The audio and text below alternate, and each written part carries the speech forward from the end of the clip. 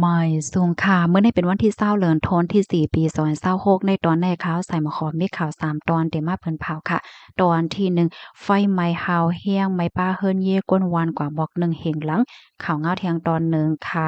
อิหร่านและอินเดียฮบทบอบโอ้กันไหว้หลังสีคือยาปึดยื้อข่าวเงาเที่ยงตอนหนึ่งฮบทบหันก้นก้นหนึงรู้เซ็งสาใจไว้อยู่คาดล่ามว่าแลบเตกินแม่นยานำโกดในอ่อนตั้งเปิ้นได้ก่อเฮาคำว่าถ่อมด้วยข่าวโหในอ่อนตั้งค่ะเพไฟเนาะร้องได้เป็นกว่าที่เมืองมาเลเซียค่ะเมื่อวันที่19เดือนธันวาคมที่4ปี2026ในมีข่าวงาออกมาว่าไลเกิดขึ้นเปิงเป็นไฟไหม้ฮาวแฮง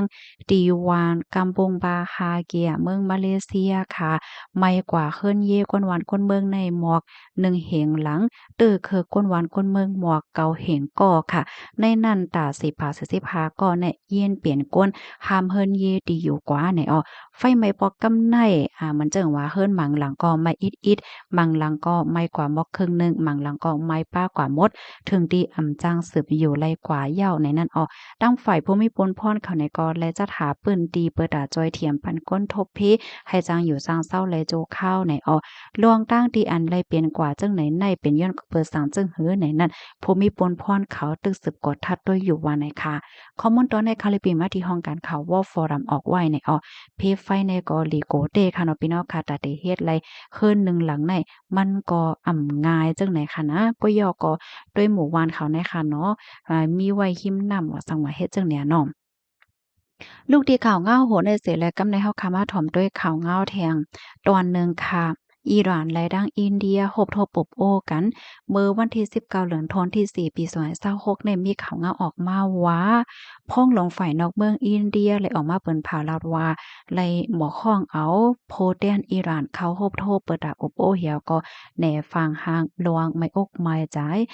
ไหว้หลังเสคือต่างน้ำมัน คือต่างน้ำมันอันเอาตั้งตุ้งจอมปิวอินเดียเสียกอปก2ลำนั่นถูกหญ้าปึดตึกมือพองตีลาดผ่านหว่องแก่พอมสเมื่อวันเสาร์ตีป่นมานั่นในตั้งฝ่ายอินเดียลาดว่าเลยมีลวงส่งเซ็นจื้อเฮ้อดีอันไม่แผนเตลาดผ่านหว่องแก่พอมสปันตีอิหร่านให้ไล่ฮับโหดลงนาเย้า21ลำน่ะเนาะเปิดตาแหนว่าอินเดียในเฮ็ดจอมหนังเปิงที่อันอิหร่านตั้มไว้และปั่นลองตั้งโฮมมือในเกี่ยวกับไปลองในตั้งฝ่ายอิหร่านได้ก็ขึ้นตอบลาซับแรงว่าลองตั้งที่อันไรเป็นกว่านั้นแต่ก็อำไรตั้งใจเสียไรเฮ็ดนั่นน่ะเนาะมันมีลองข้องคำฝ่ายลองติดต่อกับสืบกันสืบในกว่าในก็เตเตอร์ไว้นักปักใจเกี่ยวเลยลองการกับสืบกับสารกันว่าสังว่าเจ้านายเฮ็ดไหนเปิงเป็นอันไหนคะไลเป็นมาไหว้หลังเสอิหร่านนั่นแทบตัดสินใจปอกมาปิกหว่องแก็บหอมดขึ้นเที่ยงกำหนึ่งในวันเสาร์ปยก็ปันฟังว่าคือกูล่ำตีอันเข้าจำหว่องแก็บนั่นเดส่วนว่าเป็นเป้าหมายฝ่ายตั้งการซึกและเดเกสืบปิกเส้นตั้งเฮอสายในสืบกว่าต่อป้อถึงอเมริกันเขาเดมีลวงเป็นไปแลกลายลวงอันปิกและล้อมครอบไว้ตั้งปังลายต่ออิหร่านว่าจังไหนข้อมูลตัวในคาลิปิมาที่ห้องการข่าวรอยเตอร์ออกไว้ในเพราะว่าเฮาคามาด้วยตั้งปอตอนหวงแก่พอมุสนั่นเจิงว่าค่ะเนาะแต่มันเมื่อวันที่17ได้ก่อตั้งฝ่ายอิหร่านนั่นเปิ้นผ่าว่าเปิดวงแก็บฮอร์มุสในเนาะเฮือหมังล่ำก็ดันลัดผ่านว่ามาไลนั่นค่ะนะเมื่อพองวันที่18ตอนกลางในว่าสังว่าจังไหนเนาะเพราะว่าไหว้วันมาไหนก็สำคัญมีลองเปลี่ยนไปหลากหลายเฮ็ดจังเนี้ยเนาะกำนั้นน่ะค่ะนะข่าวเงาลองเป็นไปหลากหลายในมื้อเหลียวในไลตุ้ยเจ้าคำกูจงโมงเฮ็ดจังเนี้ยเนาะพี่น้องเนาะค่ะกำในเฮาค่ะมาถ่อมด้วยข่าวเงาแทงตอนหนึ่งค่ะในก็ครบทบหันกวนก้อนหนึ่งรู้สึงสาใจไว้อยู่เมื่อวันที่19เดือนธันวาคมที่4ปี2026ในโค้งปลีกบานเผอใจดอนอุดรธานีไล่ฮับตึงลาดว่าครบทบหันโพจ้ายก้อนหนึ่งนอนรู้สึงสาใจไว้อยู่ที่ในสวนยางราป่าวานดงเย็นพัฒนาหมู่ตีเก่า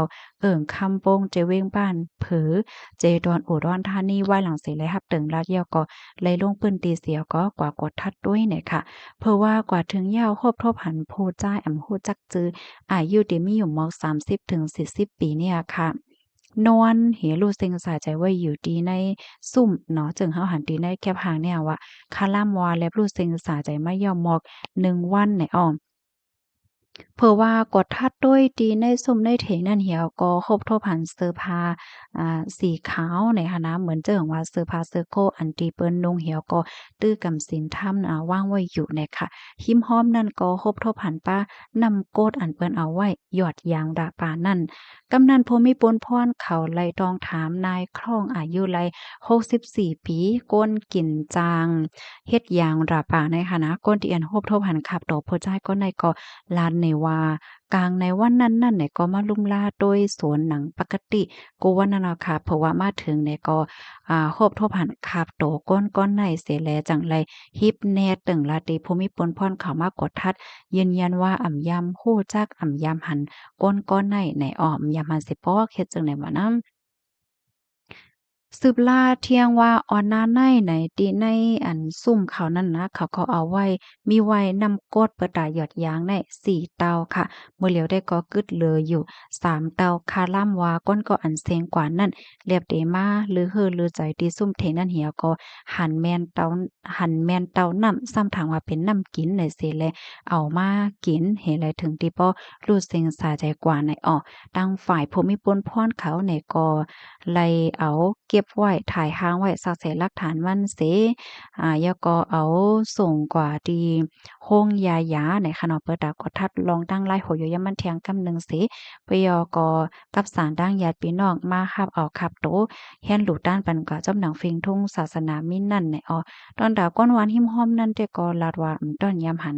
ผู้จ่ายก็ได้มาเสปอกเฮ็ดจังได๋ค่ะว่าของเพิ่นตอนนี้ก็ค่ะเลยเบิ่งอิงออกมาที่ห้องการข่าวสดออกไว้นะคะลวงในก็หันถึงว่าเป็นร่องดีอันหลีฟางได้ขนาดพี่น้องค่ะบางป้องบางไหลในต้องไม้นำแห้งหนาอาลาหันนำใส่ๆขาวๆในถามว่าเป็นน้ำกินเหี่ยวก็กินแม่นกว่าเฮ็ดจังได๋ค่ะนะมันจังน้ำยาล้างหวานเลยจังไหนก็เหมือนกันค่ะเนาะบางเมี่ยวบางเสี้ยนแน่มันเป็นสีขาวมันเหมือนน้ำไว้จังเนี่ยนะกำลังเลยเมื่อว่าได้กินน้ำกินหางในก็ทัดด้วยให้มั่นใจเสียก่อนจองก้อยกินได้เตเตอร์หลีเนี่ยค่ะ